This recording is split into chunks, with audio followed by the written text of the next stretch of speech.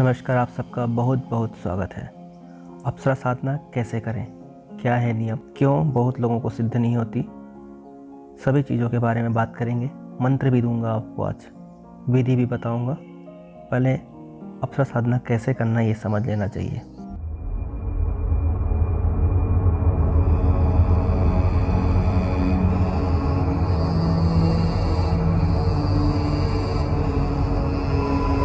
हिंदू धर्म में बहुत सारी ऐसी चमत्कारिक साधनाएं होती हैं जिनका विवरण आपको आसानी से कहीं भी मिल सकता है, जिन्हें सिद्ध करने के लिए बहुत सारे लोग चमत्कारियों की शक्तियों को पाने के लिए या मालिक बनने के लिए हमेशा कोशिश करते रहते हैं। साधना, अप्सरा साधना चमत्कारिक साधनाओं में से एक है जो आकर्षक व्यक्ति की चाह रखने वाले सभी लोगों को इच्छा को पूर्ण करती है।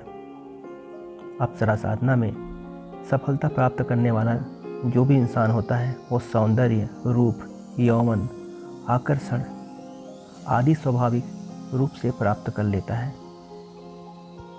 प्रेम संबंध में विफलता, विवाह में विलंब, भोग की प्राप्ति भी अप्सरा साधना आराम से मिल जाता है। अप्सरा स्वर्गलोक की सुंदरी है जो इंद्रदेव के दरबार में नृत्य कला गायन करने के साथ साथ इंद्रदेव के आदेश के अनुसार समय समय पर ऋषि मुनियों की तपस्या को अपने मोह जाल में भंग करने का कार्य करती रही है और इसी कारण इसे समय समय पर ऋषियों द्वारा श्राप का भाजन भी बनना पड़ा है। ध्यान से समझिएगा मैं जो बात बोल रहा हूँ। धर्मशास्त्रों में बहुत सी अप्सराओं का विवरण मिलता है जिनमें गीताची, रंभा, उर्वशी, तिलोत्तमा, मेनका, कुंडा को प्रमुख माना गया है।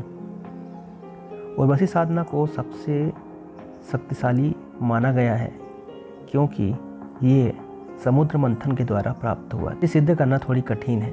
सुंदर तो सभी होती हैं लेकिन समुद्र मंथन के द्वारा प्राप्त होने की वजह से इसे शीर्ष में रखा गया है।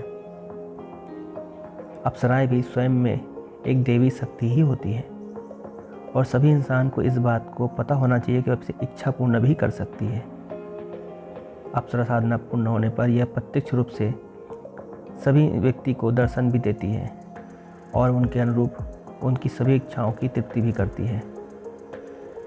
अप्सरा साधना को सिद्ध करने वाला जो भी व्यक्ति होता है वह सौंदर्य कला में स्वतः ही पारंगत हो जाता है।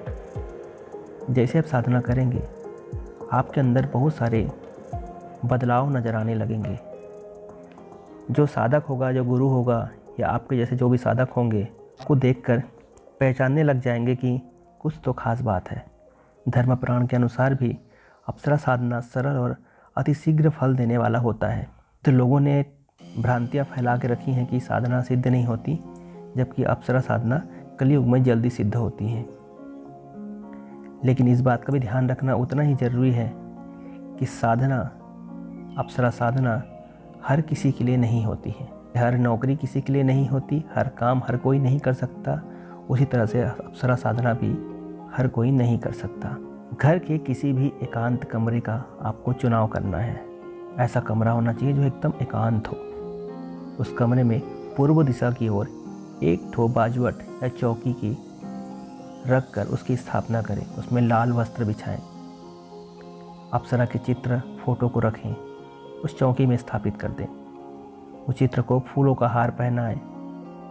चौकी के सामने आसन बिछाकर बैठ जाएं। घी का दीपक जलाएं। पंचमेवा का प्रसाद रखें और एक लोटा जल भी भरकर सामने में रखें। मंत्र को ध्यान से सुनें।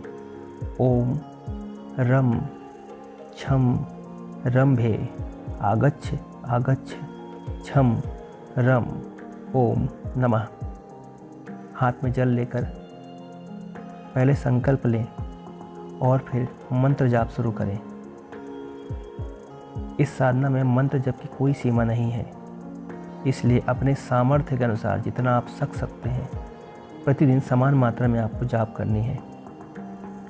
मंत्र जाप के लिए स्फटिक की माला का प्रयोग करें। इस प्रकार आपको यह काम 7 दिनों तक रोज करना है। कोशिश करें कम से कम 1.25 घंटा 2 घंटा के आसपास जाप करने की कोशिश करें। इस 7 दिनों के बाद जैसे ही अप्सरा आपके सामने प्रत्यक्ष होती है, उस समय उस व्यक्ति को चाहिए कि जो भी गुलाब का फूल या माला रखा हो वो उसे पहना दे और सीधा उससे 3 वचन ले लें अपने साथ रहने का।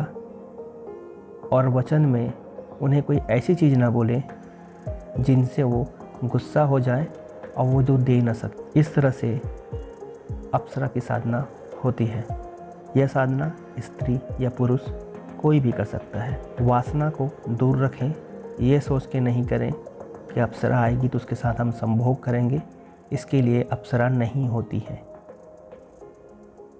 आपको ऐसी साधना चाहिए तो मैं आपको ज़रूर बताऊंगा, लेकिन ये साधना ऐसे चीज़ों के लिए नहीं करेंगे जैसे आपने मन में सोचा, आप साधना में असफल हो जाएंगे। मिलते हैं एक और नए साधना के साथ। लाइक कर लें चैनल को। जितने ज़्यादा सब्सक्राइबर करेंगे आप, हमें भी इच्छा होगी कि आपके लिए कुछ देने का मन करेगा।